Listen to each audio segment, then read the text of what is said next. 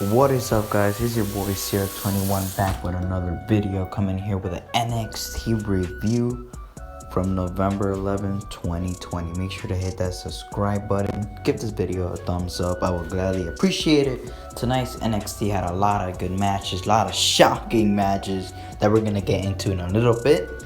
And yeah, if you're new, just hit the subscribe button and enjoy this review.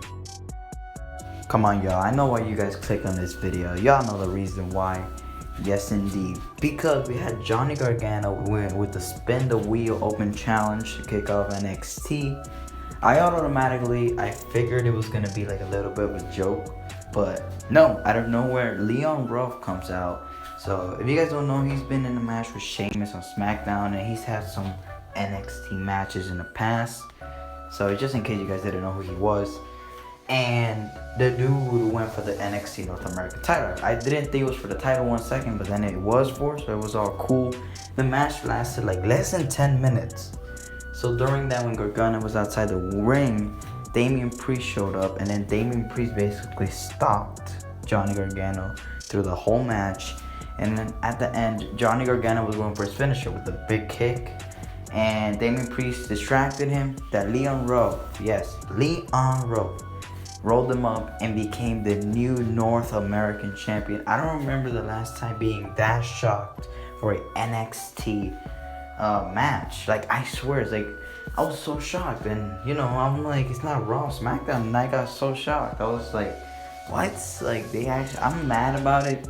But I do like what they're doing with this. Johnny Gargano is basically a Sasha Banks. He can never defend a title. So I guess that's what they're gonna do. But I do believe Johnny's gonna win it back. And when he does win it back, then he's gonna like hold it for a little bit. I do think that's the original plan, or unless they want to bring it up to the main roster. But for right now, yes, Ruff is an NXT North American champion. Santos Escobar, the NXT Cruiserweight champion, versus Jake Atlas. This match was actually pretty entertaining. It started off kind of slow, but I knew it was gonna pick up because you have two talented individuals in the ring.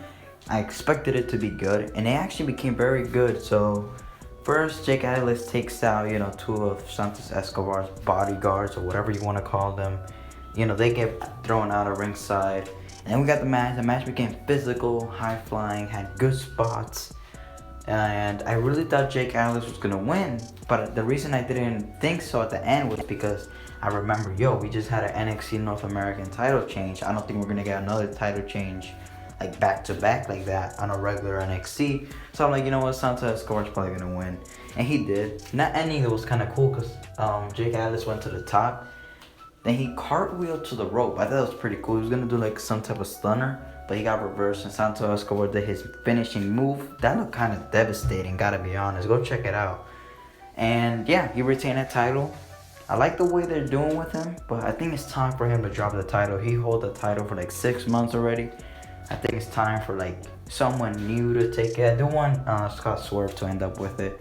I think it's time he wins the title. But for right now, all you gotta know is that Santos Escobar retained the NXT Cruiserweight Championship. So then we got Raquel Gonzalez set to face Xia Li, but instead, her manager or something like that, I haven't been paying attention, came out and basically said that she wasn't in the arena. So then they didn't have the match, but then Raquel Gonzalez beat up the manager. He was saying like Bob, something like that. And yeah, that was pretty funny. I actually enjoyed it. Go check it out. That was actually hilarious. Raquel Gonzalez is just so legit. She's one of my favorites in NXT, actually. Hopefully they boost her up sometime soon. She's definitely a future talent. And then basically this guy just comes out and gives this letter to this guy that got beat up named Bob, something like that. So we'll see what he do with that. I'm definitely gonna rewatch some other clips so I could get an idea of what that is. But for right now, that's all you gotta know. Toni Storm versus Candace LeRae. What a match. This was actually my dream match because they're two of my favorite on NXT. And damn, they're just so talented. I was so excited for this match. I was marking out. I was an NXT mark for once. But yeah, this match was actually very good. It was fire. Go check it out. Probably match of the night in my opinion. But then at the end, Candace LeRae won. And then we got this weird thing. Now it's this like girl that was with this Ghost Mask. And basically, then Shotzi came out. They had a big brawl. I was a fan of that brawl. And then at the end, she revealed herself. So yeah, I'm looking forward to what they do with that. But for right now, all you have to know is that that person revealed herself. Is that it's not Casey. It was Casey something, and now she is with Candace LeRae. So we'll see what they do with that. Hopefully, it leads to Candace LeRae winning a title. Up next, we had Cameron Grimes versus Dexter Loomis. I wasn't really gonna watch this match. I was gonna focus more on AEW, but I was like, you know what, I gotta watch it because I gotta take some notes. So I thought that was all cool. The match it started off bad. You know, I just wanted to change the channel. I really didn't care at all. You know, you had the list champion. So what I did, I put picture in picture with my TV. Cause my TV, you know, some TVs you could put like a screen or another one. So I did that. And basically, this match was set up backstage. We got the match. It was cool at the end. I did like it at the end. Timothy Thatcher showed up, his dominance. And Cameron Grimes came out and it helped Timothy Thatcher get the roll-up win. It was cool, you know. I don't remember the last time Thatcher won a match. So I'm like, alright, he won. Why not? And then Cameron Grimes comes out and then he beats him up. That was actually a good brawl. And then he did his finisher on top of a chair while he couldn't. He put like his rag on his face so he couldn't breathe or see. I thought that was all cool. And I can't wait for their match now. Hopefully it's like a street fight or something like that.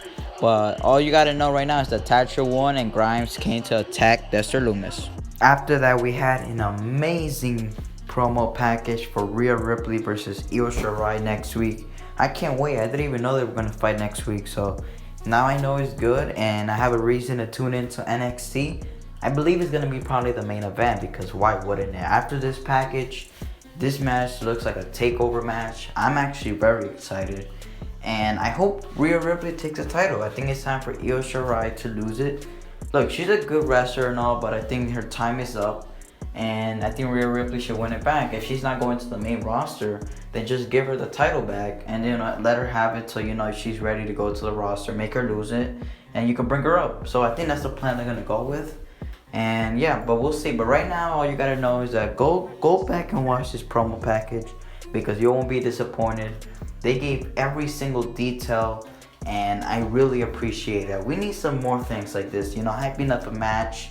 Just make these promo packages. Just with a promo package, that's how much you could get hyped up for a match. So shout out to NXT for doing that.